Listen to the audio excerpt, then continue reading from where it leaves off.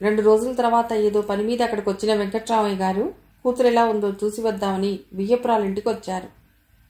బంధు ప్రేమంతా ఒలకబోసుకుంటూ ఆహ్వానించింది నరసమ్మ. కాఫీ టిఫిన్లతో ముంచెత్తింది.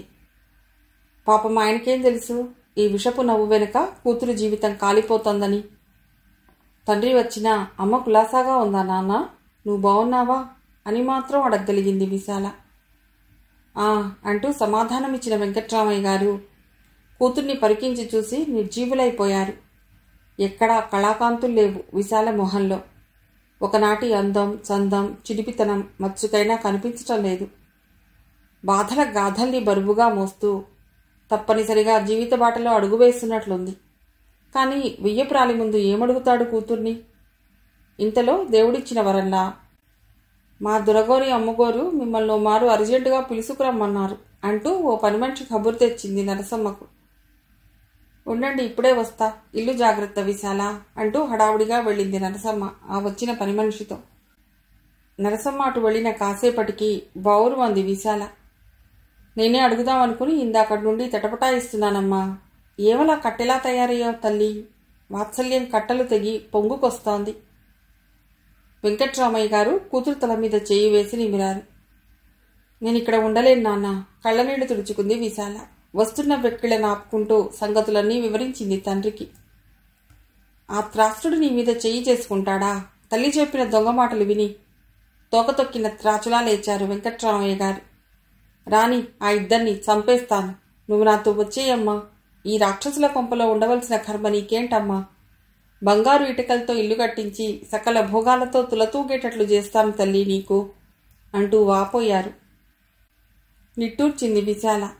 ఏదో బాధ దాచుకోలేకన్నా గాని నాన్న, నేను నీతో వచ్చేసినా, నీ చేత ఆయన్ను ఆమెను తిట్టించినా పుట్టింటి గౌరవం మంటగలిపిన ఖ్యాతి నాకే వస్తుంది నాన్న. అందుకని దయచేసి ఊరుకోండి. మీ కూతురు జాతకంలో ఇంతే సుఖం రాసిపెట్టి ఉందని గ్రహించండి అంతే. అంటే నువ్విక్కడ కుమిలిపోతూ ఉంటే నేను మీ అమ్మ అక్కడ కృషించిపోమా తల్లి? వెంకట్రామయ్య గారికి గుండెనెవరో పిడికిలి బట్టి పిసికేస్తున్నట్లయింది. అంతేకాక మీరెంత చేసినా నా కాపురం కూలుతుందే గాని నిలబడదు నాన్న. ఆ పైన మీ ఇష్టం. నిస్పృహ నాట్యం చేస్తోంది ఆమె మాటల్లో. ఆడపిల్లను గన్నందుకు ఎంత అసక్తుడైపోయాను తల్లి. మౌనంగా రోధించింది వెంకట్రామయ్య గారి మనస్సు. తిరిగి వచ్చేసింది నరసమ్మ. వస్తూనే మాటల మధ్యలో వెళ్ళిపోయాను. ఏమీ అనుకోలేదు కదా మీరు? చిరునవ్వు నవ్వింది వెంకట్రామయ్య గారిని చూసి. ఇంకా అనుకునేందుకు ఏం మిగిలిందిలేండి. నిట్టు దూస్తూ చెప్పుల్లో కాళ్ళు దూర్చి, వస్తానమ్మా విశాల, నువ్వు సుఖంగా ఉన్నావని మీ అమ్మతో చెప్తాలే. ముఖానికి కండువా అడ్డం పెట్టుకుని వెళ్ళిపోయారు వెంకట్రామయ్య గారు. ఇదిగో చూడు, ఏదో మీ నాన్న చెవులు కొరికినట్లున్నావు. ఏదన్నా యాగి జరిగిందా నీ కాపురంలో నిప్పులు పోస్తాను, గుర్తుంచుకో బెదిరించింది నరసమ్మ. వెంకట్రామయ్య గారు వెళ్లిన వైపే చూస్తున్న విశాలను. కన్నీళ్లు సుళ్ళు తిరుగుతుండగా అక్కడి నుండి లోపలికి వెళ్ళిపోయింది విశాల. ఏదో కొన్నాళ్లు ఒక మాదిరిగా జరిగిపోయినా ఏదో సందర్భంలో ఏదో రూపంలో సాధిస్తూనే ఉంది నరసమ్మ విశాలను. సాంబమూర్తి కేవలం భార్య శరీరాన్ని అవసరానికి వాడుకునే భర్తగా మాత్రమే మిగిలిపోయాడు. మిగతా విషయాల్లో తల్లిపక్షమే. అటు అత్తగారి సాధింపు, ఇటు భర్తగారి బాధింపులతో అడకత్తెల్లో పోకచెక్కలా నలిగిపోసాగింది విశాల. ఆమె కన్నీళ్లకు అర్థం అంటూ కనిపించటమే లేదు. రాజులు ఖైదీని సింహంతో పోరాడమని బోన్లోకి ప్రవేశపెట్టినట్లుగా తనను తన్నించాలని సరదా పుట్టినప్పుడల్లా నన్ను మళ్లీ కొట్టిందిరా మీ ఆవిడ అంటూ నటన మొదలుపెట్టసాగింది నరసమ్మ. ఫలితం వెంటనే సాంబమూర్తి భార్య మీద చేయి చేసుకోవటం, విశాల ములుగుతూ మంచం మీద పడుకోవటం. ఓ రోజు నరసమ్మ మాటల మీద తారా జువ్వలా రేగి పశువులా పొట్టలో చేత్తో గుద్దాడు సాంబమూర్తి. అప్పటికి 4వ నెల విశాలకు. అమ్మా అంటూ కుప్పగూలిపోయింది విశాల. కొన్ని నిమిషాల వరకు మాటా పలుకు లేకుండా అచేతనంగా ఉండిపోయింది. చస్తుందేమో, కేసు తమ మీదకు వస్తుందేమో అని కంగారు పడిపోయి ఆసుపత్రికి తీసుకెళ్లారు తల్లి కొడుకులు విశాలను ఎడ్లబండి మీద. ఆసుపత్రిలో చేర్చిన 2వ రోజు విశాలకు గర్భస్రావం అయ్యింది. డాక్టర్ ముందు మొసలి కన్నీళ్లు గార్చింది నరసమ్మ. అయ్యో తల్లి, పండంటి కొడుకును కంటామనుకుంటే ఇలా ఈ అఘాయిత్యమైందేమిటే అని. విశాల తల్లిదండ్రులు విషయం విని ఓ కన్నీటి బొట్టు వదిలారు. అంతకన్నా వారేం చేయగలరు? పరిస్థితి అంతా తెలిసిండి పండగలకు పబ్బాలకు కోడల్ని పుట్టింటికి పంపడం ఏదో వంకతో పూర్తిగా మానేసింది నరసమ్మ. విశాల్ అక్కడ తన గురించి ఎవరికేం చెప్తుందో అని ఆమె భయం, అనుమానం. క్రమేణా అత్తగారి ములుకుల్లాంటి మాటలు, భర్త పెట్టే హింసలు అలవాటైపోయాయి విశాలకు. కాలగర్భంలో మరికొన్ని నెలలు కలిసేసరికి విశాలకింకా 2 గర్భస్రావాలు జరిగాయి. జరక్కేం చేస్తాయి? మనస్సు నిండా పుట్టెడు దిగులు, కడుపు నిండా తిండి లేదు. హృదయానికి ఈటెల్లా పోట్లు అత్తగారి వల్ల, శరీరానికి దెబ్బలు కట్టుకున్నవాడి వల్ల. ఈ దెబ్బతో మంచి అవకాశం చిక్కింది నరసమ్మకు. ఒకరోజు కోడలు ముందుండగానే కొడుకు చెవిలో ఊదింది గట్టిగానే. ఒరే అబ్బాయి! ఏమ్మా? ఎవరికన్నా గర్భస్రావం జరిగితే ఒకసారి జరిగేను, వరుసగా 3 సార్లు జరగటం ఎక్కడన్నా విన్నామా? ఇది విడ్డూరంగా లేదు. వాలు కుర్చీలో వెనక్కు ముందుకు ఊగుతూ అంది నరసమ్మ. అవునే అన్నాడు. తానా అంటే తందానా అనే సాంబమూర్తి. అవునే అని నెమ్మదిగా అంటావేమిట్రా అబ్బాయి? గట్టిగా అనాలి గాని. కనుక దీన్ని బట్టి తేలేదేమిటంటే నీ భార్య జబ్బు మనిషిరా, జబ్బు మనిషి. అట్టాగంటే అమ్మా కుర్రగొక్కున్నాడు. నీ పిచ్చిగాని, ఒరేయ్, జబ్బు మనిషికి ఇంకా పిల్లలు పుడతారంటావా? పిల్లలు పుట్టరంటావటే అమ్మా. పుట్టరు పుట్టరు పుట్టరు. నీకింకేం సందేహం లేదు. ఏదో పెద్దదాన్ని నీ బాగు కోరి సలహా చెప్తున్నాను, వినుకో. ఈసారికి చూడు, నీళ్ళోసుకుని సక్రమంగా పండులాంటి పిల్లవాడి కన్నదా సరే సరి, లేదా కన్నదనుకో ఏం చేయాలి మరి? ఏం చేయటమేమిట్రా పిచ్చి పుల్లాయి, దాని కర్మకు దాన్ని వదిలివేయటమే. పగలబడి నవ్వింది. అంటే వదిలిపెట్టడమేనేంటే? ఆశ్చర్యంగా అడిగాడు సాంబమూర్తి. కాకా, నెత్తికెక్కించుకుంటావుట్రా, మన వంశం అంతరించిపోదుట్రా. అవునే అవును వంత పాడాడు సాంబమూర్తి. అవునని నాకు చెబితే ఉందిరా, అదిగో దయ్యంలా నిల్చుందే అక్కడ మీ ఆవిడకి చెప్పు స్పష్టంగా. కీలుబొమ్మ లాంటి కొడుకు గాజు బొమ్మ లాంటి కోడలతో చెప్పాడలాగే. ఆపండి ఈ దారుణం. నాదేం తప్పుందని నన్ను అన్యాయంగా వదిలిపెడతారు? నా అంగీకారం లేకుండా విడాకులు ఎలా ఇస్తాను? ద్వితీయ వివాహం ఎలా చేసుకుంటారు అని ఎలుగెత్తి అరవాలనిపించింది విశాలకు. కానీ అది అరణ్యరోదనమే అవుతుందని ఆమెకు తెలిసి కిక్కురు మనకుండా ఊరుకుంది. కొట్టిన విశాలంటే సాంబమూర్తికి హృదయపు మారుమూలల్లో ఎక్కడో రవ్వంత ప్రేమ, అభిమానం లేకపోలేదు. అవి కూడా ఏ అమావాస్యకో పౌర్ణమికో బయటికొస్తాయి. తల్లి మాటలు వాటికి బాకుల్లా అడ్డుపడకపోతే మాత్రం అవి కాసేపు నిలుస్తాయి, గెలుస్తాయి. అలాంటి ఓ శుభ సందర్భంలో నరసమ్మ రిజిస్ట్రేషన్ పనుల మీద వెళ్ళినప్పుడు భార్యను ఓ లేడీ డాక్టర్ దగ్గరకు తీసుకువెళ్ళాడు. అసలు సంతానం కలుగుతుందా ఆమెకు లేదా తెలుసుకోవాలని అతడి తహతహ. ఆ డాక్టరు విశాలను పరీక్షించి స్త్రీగా సంతానోత్పత్తి కలగటానికి ఆమెకు ఎలాంటి లోటు లేదని, మానసికమైన ఆందోళన లేకుండా ఉండాలని, శారీరకమైన అధిక శ్రమ వల్ల శరీరం అదరకుండా చూసుకోవాలని, మంచి పుష్టికరమైన ఆహారం తీసుకోవాలని సలహా ఇచ్చి కొన్ని మందులు, టానిక్లు రాసిచ్చింది.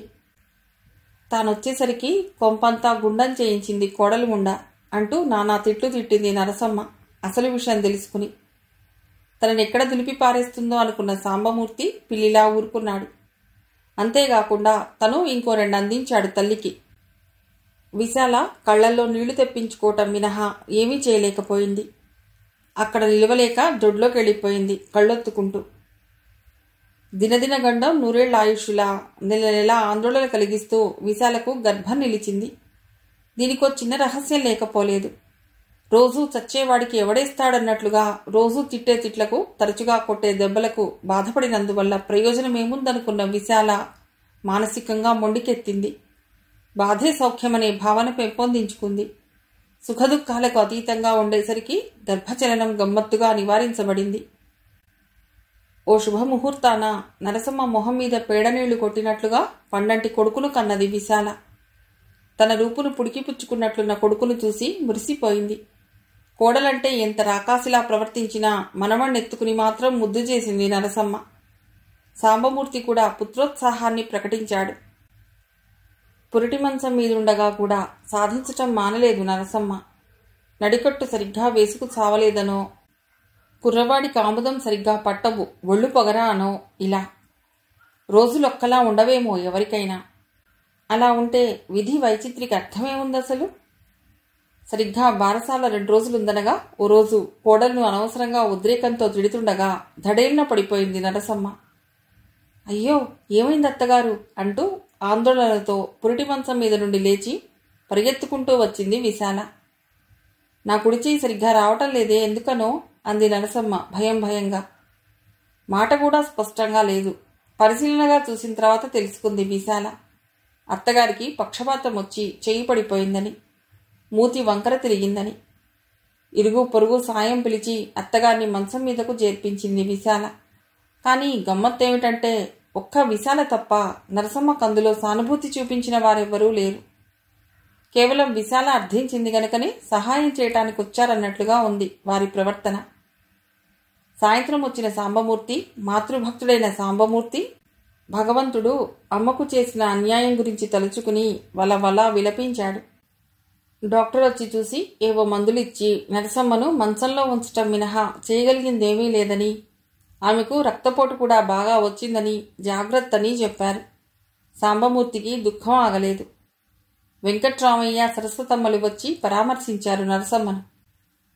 పైకి తగ్గిపోతుంది, విచారం వద్దు అని చెప్పినా నా కూతుర్ని పెట్టిన హింసలకు అనుభవిస్తున్నావులే అనుకున్నారు మనస్సులో. కానీ కుక్కతోకలాంటి నరసమ్మ బుద్ధి మారలేదు. నోరు పూర్తిగా పడిపోకపోవటం వలన మాట్లాడే 4 మాటలు కూడా సాధించటానికే వినియోగించింది నరసమ్మ. ఆ మందు తీసుకురమ్మంటే ఇంతసేపు ఎక్కడ తెచ్చావు అనో, చేతికి కర్పూర తైలం మర్దన చేయమంటే అలా దేభ్యంలాగా చూసి చస్తావే అనో, మంచం మీద దుప్పటి సరిగ్గా వేయలేదనో, సమయానికి మంచినీళ్లు ఇవ్వలేదనో, అలా ఆమె సాధింపుకు అంతులేదు. అడపా దడపా ఆ బాగున్న 2వ చేత్తో విశాలను మొట్టడం కూడా ప్రారంభించింది. ఒకవేళ పక్షపాతంతో చస్తే మళ్లీ ఈ జన్మలో కోడళ్లు కొట్టే అవకాశం రాదనో ఏమో. అసహ్యించుకునే పనులతో సహా అన్నీ చేస్తున్నా కూడా అత్తగారికి తన మీదెందుకు పగ అని వగచేది విశాల. ఇంకా ఆమె కన్నీళ్లు ఆరే రోజు రాలేదు జీవితంలో. అసలొస్తాయా అనుకుంది బాబునెత్తుకుని ఒంటరిగా కూర్చుని విలపిస్తూ. భారంగానే గడుస్తోంది కాలం విశాలకు సంబంధించినంత వరకు. 2 నెలలు గడిచాయి. బాబు కొంచెం కొంచెం ఒడ్డు చేస్తున్నాడు. ఆ రోజు నరసమ్మకు సమయం ఆసన్నమైన రోజు. దేవుడి పిలుపును పాటించక తప్పని రోజు. గాలిలో దీపంలాంటి ప్రాణం రెపరెపా కొట్టుకునే ఘడియలు. తనను పెట్టిన బాధలన్నీ మర్చిపోయి చింతాక్రాంతురాలై నిలబడింది విశాల అత్తగారి మంచం దగ్గర. ఏడుపు మొహంతో నిల్చున్నాడు సాంబమూర్తి. అబ్బాయి, నా ప్రాణాలు ఇంకెంతోసేపు నిలవవు. ఈలోపుగా నీతో ఒక విషయం మాట్లాడాలి అంది నరసమ్మ. అవతలికి వెళ్ళమన్నట్లుగా కళ్ళతోనే సైగ చేశాడు సాంబమూర్తి విశాలకు. అలాగే చేసింది విశాల. స్త్రీ సహజమైన ఆతృత ఆమెను నిలువనీయలేదు. ఏమిటా విషయం, ఏమిటా రహస్యం? తను దగ్గరుండటానికి వీల్లేనిది, తను వినరానిది ఏమిటా రహస్యం? తప్పో ఒప్పో తలుపు దగ్గర పొంచి ఉండి అసలు విషయం విన్న విశాలకు నవనాడులు కుంగిపోయాయి. జన్మ జన్మలకు ఇలాంటి అత్తకు కోడలుగా పుట్టించకు భగవంతుడా అని మొక్కుకుంది. ఇంతకు సాంబమూర్తికి నరసమ్మ చెప్పిన హితవు ఇది. కోడలు ఈ ఇంటికి దాపురించిన దయ్యం. దాన్ని తొక్కి నారతీయకపోయావో నిన్ను మింగేస్తుంది, జాగ్రత్త. మరి కొంచెం సేపట్లో నరసమ్మ ప్రాణవాయువులు అనంత విశ్వంలో కలిసిపోయాయి. అవి ఏ లోకాల్లో ఏ కోడళ్లను సాధించటానికి పయనమయ్యాయో. నరసమ్మ మరణవార్త విని వెంకట్రామయ్య, సరస్వతులు హుటాహుటిన బయలుదేరి వచ్చారు. నా కూతుర్ని హింసలు పెట్టి తీసుకు చచ్చావు అని వారిద్దరూ అనుకున్నా తప్పులేదు నిజానికి. కానీ వారు కూడా ఆమె మరణానికి తమ ప్రగాఢ సంతాపాన్ని వ్యక్తం చేశారు. జరగవలసిన తతంగమంతా దగ్గరుండి జరిపించారు వెంకట్రామయ్య గారు. జీవితంలో అనుకున్నవన్నీ జరగవు. అలా జరిగితే కష్టాలనే మాటకు విలువలేదేమో. సాంబమూర్తి వస్తుతః మంచివాడే గదా. తల్లి బోధల వల్లనే గదా మారిపోయి పశువులా ప్రవర్తించింది. ఇప్పుడు తల్లి మరణించింది గనుక మారతాడని, తమ కూతుర్ని పువ్వుల్లో పెట్టి చూసుకుంటాడని ఆశించారు విశాల తల్లిదండ్రులు. విశాల అలాగే అనుకుంది. తను లాలిస్తూ బాబును ఆడిస్తూ తన జీవితం సుఖమయం చేస్తాడనుకుంది. కానీ అలా చేస్తే విశాల కన్నీళ్లు ఆరిపోవు, పారిపోవు. మరి విశాల లాంటి వాళ్ళు కేవలం కష్టాలను అనుభవించడానికే పుట్టారేమోనన్నట్లుగా మరణిస్తూ చేసిన తల్లి బోధనల్ని తూచా తప్పకుండా పాటించాడు సాంబమూర్తి. విశాలను ప్రతి విషయానికి దారుణంగా హింసించసాగాడు. నువ్వు సరిగ్గా పరిచర్యలు చేయకపోవటం వల్లనే మా అమ్మ దాటిపోయిందని నిందించాడు. అంతేకాదు, నరసమ్మ మరణంతో లభించిన స్వేచ్ఛను పూర్తిగా దుర్వినియోగం చేసుకుని డబ్బు విచ్చలవిడిగా ఖర్చు పెట్టడం అలవాటు చేసుకున్నాడు. డబ్బు చేతిలోకి రాగానే బెల్లం చుట్టూ చేరే ఈగల్లాగా రకరకాల స్నేహితులు అతన్ని చుట్టుముట్టారు. సకల వ్యసనాలు నేర్పారు. బస్తీకి తీసుకెళ్లి ఇప్పుడతడికి విశాలలో అందం, స్త్రీత్వం కనిపించటం లేదు. బస్తీలో రోజుకో రకం ఆడది ఇచ్చే సుఖం ముందు విశాల తృఢప్రాయంలా కనిపిస్తోంది. తాగుడు, పేకాట ప్రాణ స్నేహితుల్లా తయారయ్యాయి. ఇలాంటి విషయాలు ఎన్నాళ్లు దాగుతాయి? ఆ నోట ఈ నోట విశాల చెవిన పడ్డప్పుడు ఆమె దిగులుతో కుంగిపోయింది. బతిమాలింది, బావురుమంది, వ్యసనాలకు దాసుడవై పండంటి జీవితాన్ని పాడు చేసుకోవద్దంది. అయినా సాంబమూర్తి ఆమె వేడుకోలు లక్ష్యపెట్టనే లేదు. ఇంకా 4 తన్ని నువ్వు నాకు సలహా ఇచ్చేదానివా అంటూ చీత్కరిస్తూ వెళ్ళిపోయాడు. ఓ రోజు ఘోరమైన దుర్వార్త చెవినబడింది విశాలకు. ఆమె గుండెలు పగిలిపోయిన వార్త అది. పేకాటలో డబ్బు పంపకాలలో వచ్చిన తగాదా ఫలితంగా 4 స్నేహితులు కలిసి అతన్ని హత్య చేశారని. ఉన్న మొగదిక్కును వేరు చేశావా భగవంతుడా అంటూ గుండెలవిసేలా విలపించింది విశాల. తల్లిదండ్రుల సాయంతో దినవారాలు ఘనంగానే జరిపించింది, దుఃఖభారంతోనే. అప్పుడు బాబుకు, అదే రఘుకు 10వ నెల. అప్పుడే అవి ఇవి పట్టుకుని నడవటం మొదలెట్టాడు. అత్త, తాత అనే పదాలు నోట్లో వల్లెవేస్తున్నాడు. భర్త పోయిన తర్వాత ఇరువైపులా ఆస్తికి అధికారిణి అయింది విశాల. తల్లిదండ్రులను కూడా తన దగ్గరే రప్పించుకుని వ్యవసాయపు పనులు, వ్యవహారాలు తండ్రి వెంకట్రామయ్య గారికి అప్పగించింది. సమర్థుడు, సహృదయుడు అయిన వెంకట్రామయ్య గారి నిర్వహణలో ఆస్తి చిలువలు పలువలుగా పెరిగింది. విశాల జీవితంలోని పీడ ఎవరో తరుముకొచ్చినట్లు పారిపోయింది. దాని తాలూకు నీడ కూడా సోకకుండా ఉండటానికి రఘుకు ఊహ రాగానే విజయవాడ వచ్చి కాపురం పెట్టి రఘును అల్లారు ముద్దుగా అష్టైశ్వర్యాలతో పెంచింది. వెంకట్రామయ్య గారు అక్కడే పల్లెలో ఉండి పొలం వ్యవహారాలు చూస్తూ ఫలసాయాన్ని విశాలకు అందజేస్తూ ఉండేవారు. బిఎస్సి వరకు రఘును విజయవాడలో చదివించి విశాలల్లా విశాలాక్షమ్మ అయింది. విశాలగా ఉన్నప్పుడు ఎంతోమంది తోడేళ్లు అవకాశం చిక్కితే తన డబ్బులు, వయస్సును ఉపయోగించుకుందామని చూశారు. వాళ్ల గుండెల్లో నిద్రపోతూ నియమనిబద్ధమైన జీవితం గడిపింది. రఘు ఎంఎస్సి చదువు కోసం విశాఖపట్నం నివాసం మార్చినప్పుడు అమృత హృదయుడైన తండ్రి వెంకట్రామయ్య గారు మరణించారు. కంటికి మంటికి ఏకధారగా ఏడ్చింది విశాలాక్షమ్మ. ఆ దుఃఖం భరించలేక గుండె జబ్బుతో తండ్రిని అనుసరించింది తల్లి. తండ్రి పోగానే పల్లెలోని ఆస్తంతా అమ్మి డబ్బు చేసుకుంది విశాలాక్షమ్మ. దానిలో కొంత భాగం పెట్టి విశాఖపట్నంలో పెద్ద ఇల్లు కొంది. ఎంత గారాబంగా పెంచినా రఘు చదువులో ఫస్ట్. ఎంఎస్సి పాస్ అవ్వగానే గుంటూరు కాలేజీలో లెక్చరర్ ఉద్యోగం వచ్చింది. అప్పటి నుండి ఇక్కడే కొత్తగా కొన్న ఈ ఇంట్లోనే విశాఖపట్నంలోని ఇల్లు అద్దెకిచ్చేసింది. విశాలాక్షమ్మ మనస్సు గతంలో నుండి వర్తమానంలోకి దూకింది. ఇంట్లోని గోడ గడియారం 7 గంటలు కొట్టింది. ఏమిటమ్మా అంత దీర్ఘాలోచనలో ఉన్నావు? నవ్వుతూ పలుకరించాడు అప్పుడే వచ్చిన రఘు బూట్లు విప్పుకుంటూ. నేను నీతో మాట్లాడను. కుర్చీలో సర్దు కూర్చుని తెచ్చిపెట్టుకున్న కోపాన్ని ప్రదర్శించింది విశాలాక్షమ్మ. బాగుందమ్మా నీ జోక్.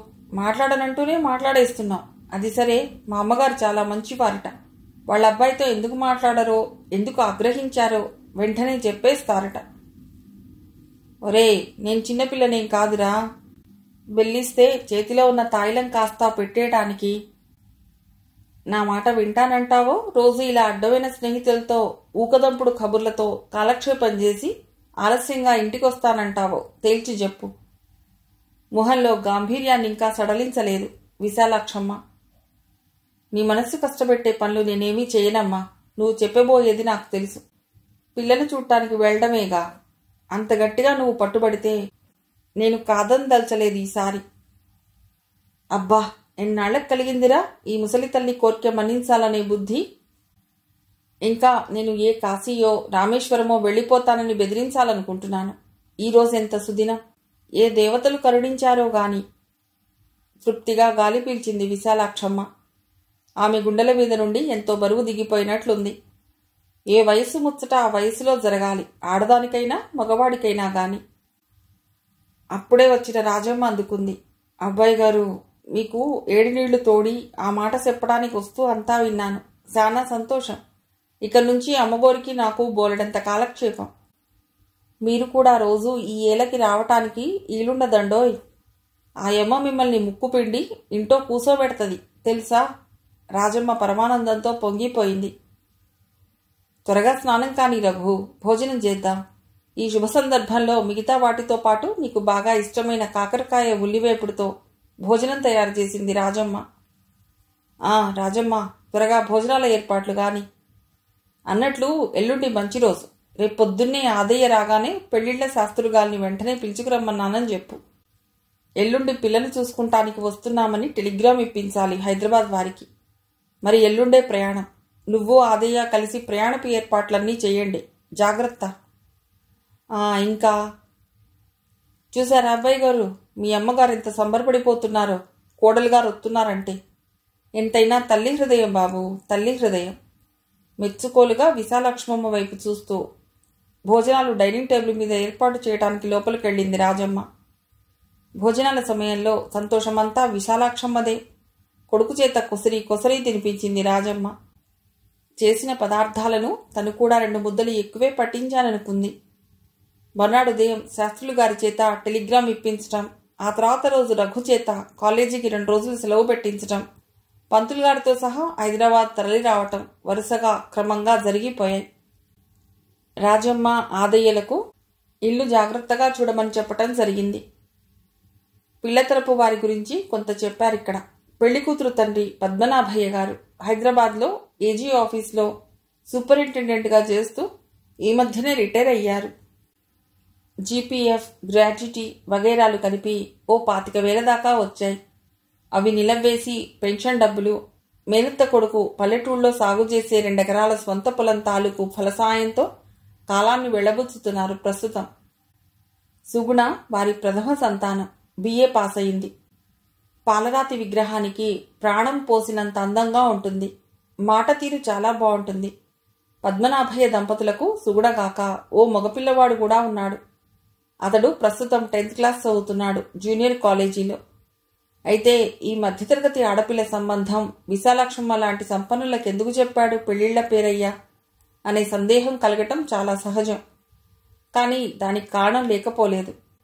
సుగుణ పేరుకు తగ్గ సుగుణాలు రాసి, అపురూప సౌందర్యవతి.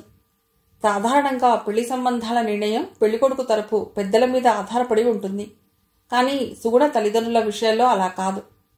పెళ్లికొడుకు తమకు నచ్చి సరితూగుతాడనుకుంటేనే మా అమ్మాయినిచ్చి పెళ్లి చేస్తాను, లేకపోతే చెయ్యను అంటూ భీష్మించు కూర్చున్నారు పద్మనాభయ్య గారు. ఇప్పటికి కొన్ని సంబంధాలు పద్మనాభయ్య గారి తిరగొట్టేశారు, పెళ్లికొడుకు ఆశించిన స్థాయికి లేని కారణంగా. ఈ విషయమంతా పూసగుచ్చినట్లు చెప్పాడు విశాలాక్షమ్మతో పెళ్లిళ్ల శాస్త్రులు గారు. అంతే, విశాలాక్షమ్మకు పట్టుదల ఎక్కువైంది. చదువరి, అందగాడు, ఆకర్షణీయంగా ఉండే తన రఘు ఆ పిల్లకి నచ్చకపోవటమా? అసంభవం. ఏమైనా సరే ఈ సంబంధాన్నే ముందు చూడాలి అంది దృఢ నిశ్చయంతో. దాని ఫలితంగానే ఇలా హైదరాబాద్ రావటం. టెలిగ్రామ్ ముందుగానే అందుకున్న పద్మనాభయ్య దంపతులు పరమానందంతో ఎదురేగి స్వాగతం ఇచ్చారు. టాక్సీలో దిగి తమ ఇంటికి విచ్చేస్తున్న పెళ్లికొడుకు బృందానికి. పద్మనాభయ్య గారు మాత్రం రఘును చూస్తూనే నిర్ఘాంతపోయాడు. చిత్తుగా ఓడిపోయాడు కూడా. తను ఆశించిన దానికన్నా ఎన్నో రెట్లు అందగాడు రఘు. అతడి గురించి వివరాలు ముందే పెళ్లిళ్ల శాస్త్రులు గారి ద్వారా తెలుసు. అయితే ఇప్పుడు ఆయనకు మరో జిజ్ఞాస పట్టుకుంది. విశాలాక్షమ్మ లాంటి సంపన్నురాలి కొడుకు తనివ్వబోయే 15,000 కట్నంతో తనింటికి అల్లుడుగా వస్తాడా అని. కాఫీలు, ఫలహారాలు పూర్తయిన తర్వాత విశాలాక్షమ్మ, రఘులు పిల్లను చూడగానే పద్మనాభయ్య గారి రొట్టె విరిగి నేతిలో పడ్డది. వధూవరులు ఒకరికొకరు నచ్చారు. కట్నం విషయం ప్రస్తావనకొచ్చినప్పుడు దాని గురించి మాకంతగా పట్టింపు లేదన్నయ్య గారు. మా పిల్లవాడు మీకు పిల్లకు నచ్చాడు, అంతే చాలు అన్నది విశాలాక్షమ్మ వియ్యంకుడితో హాస్యోక్తిగా. అమ్మమ్మ, ఎంత మాట వదినా. మీ అబ్బాయికి మీకు మా అమ్మాయి నచ్చటం కూడా మా అదృష్టం సుమి. వియ్యపురాలనప్పుడే మంచి చేసుకోసాగింది పద్మనాభయ్య గారి భార్య. ఇరుపక్షాల నుండి తనకు లభించబోయే ఘనమైన బహుమతుల గురించి ఆనందంగా ఊహించుకుంటూ శుభస్య శీఘ్రం అంటూ ముహూర్తం కూడా పెట్టేశారు పంతులు గారు. నెల రోజుల్లోగా సుగుణ వివాహం, దాని వెంటనే శోభనం కూడా జరిగిపోయి విశాలాక్షమ్మ ఇంటి కోడలుగా గుంటూరులో అడుగుపెట్టింది సుగుణ. పద్మనాభయ్య గారు కూడా ఉన్నంతలో దేనికి లోపం రానివ్వకుండా వైభవంగానే జరిపించారు వివాహాది క్రతువులన్నీ. సుగుణ రాకతో తమ ఇంటికే ఏదో కొత్త కళ వచ్చినట్లు భావించింది విశాలాక్షమ్మ. ఇతరుల దృష్టి తగిలేటంత అసమాన సౌందర్యంతో ఉల్లాసంగా ఉత్సాహంగా కోడలు ఇంట్లో నడయాడుతుంటే ఏదో నవచైతన్యం ఇంట్లో గంతులు వేస్తున్నట్లుంది. మళ్లీ మళ్లీ వినాలనిపించేటంత తీయటి మాటల గలగలలతో అందరికీ నచ్చేలా సుగుణ ప్రవర్తించటం విశేషించి విశాలాక్షమ్మను ఆకర్షించింది. అత్తయ్య అత్తయ్య, మీరలా హాయిగా సోఫాలో కూర్చోండి, మీకేం కావాలన్నా స్వయంగా నేను సమకూరుస్తాను. కోడలు వచ్చిన తర్వాత అత్తగారు సుఖపడాలి గాని కష్టపడకూడదు, తెలిసిందా అన్న మాటలు వీణుల విందులా వినిపించాయి విశాలాక్షమ్మకు. దొరగారిది వరకు 7ంటికి గాని వేంచేసేవారు కారుట. ఇహ అలాంటివన్నీ బంద్ చేయాలని, ఒక్క కాలేజీ టైం మినహా మిగతా టైమంతా మీ జీవిత భాగస్వామినితోనే గడపాలని అభ్యర్థన. ఏమంటారయ్యగారు? వచ్చిన మొదటి రోజునే గదిలో తన కొడుకును వలపు బాసలతో కట్టేసుకుంటున్న కోడలి సమర్థతకు మనసులోనే ప్రశంసలర్పించుకుంది విశాలాక్షమ్మ. ఏమంటాను, ఈ అమ్మాయి గారి మాటను జవదాటనంటాను. సాయంత్రం రాగానే సినిమాకి వెడదాం, రెడీగా ఉండు. తన సుపుత్రుడు చెప్తున్న జవాబు తనకెంతో నచ్చింది. ఇహ రాజమ్మ ఆదేయులు సరేసరి. ఆ ఇంటికి కోడలు రావటం, వాళ్ళని తనలాగా ప్రేమగా చూడటం వాళ్లకు పండగలాగే ఉంది. ఇలాంటి కోడళ్లు తనలాంటి అత్తలు ఉంటే అసలు విభేదాలు విద్వేషాలు ఎందుకు తలెత్తుతాయనుకుంది విశాలాక్షమ్మ. తన కొడుకు కోడలు సుఖసంతోషాల కోసం తను ఏదైనా చేయాలని నిర్ణయించుకుంది. తమ సంసారం ఇలాగే కలకాలం ఆనంద నిలయంలా ఉండాలని ఆకాంక్షించింది. ఇదివరకటిలా ఇప్పుడు ఎదురింటి స్కూటర్ దంపతులను సాయంత్రాలు ప్రత్యేకంగా గమనించటం లేదు. ఇప్పుడు ఆ అవసరం ఎంత మాత్రమూ లేదామెకు. అయితే ఒక్క విషయం చటుక్కున గుర్తొచ్చింది. మిగిలిన కథ తర్వాతి భాగంలో.